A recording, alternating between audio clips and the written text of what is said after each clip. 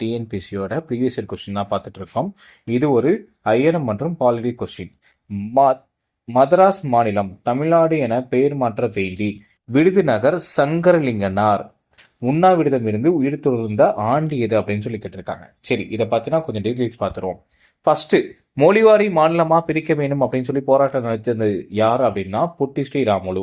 எந்த ஏரியா வச்சிருந்தவங்க அப்படின்னா ஆந்திராவை சேர்ந்தாங்க. இவங்க மொத்தம் 58 நாள், அதாவது 1952 இருந்து அக்டோபர் 19 இருந்து 1952 டிசம்பர் 15 வரைக்கும் 58 நாட்கள் வந்து உண்ணாவிரதம் இருந்திருப்பாங்க.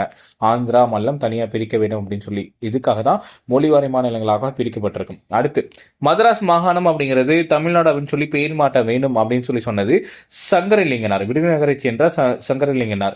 இவர் மொத்தம் 1956 ஜூலை 27 இருந்து 1956 அக்டோபர் 13 வரைக்கும் 76 நாட்கள் உண்ணாவிரதம் இருந்து இறந்திருப்பார், உயிர் துறந்திருப்பார். சரிங்களா? இதனாலதான் மதராஸ் மாகாணம் அப்படிங்கிறது தமிழ்நாடு அப்படிங்கிறது பெயர் மாறப்பட்டது. அப்ப இதுக்கான ஆன்சர் என்ன அப்படின்னு சொல்லி பார்த்தோம் அப்படின்னா 1956 அக்டோபர்.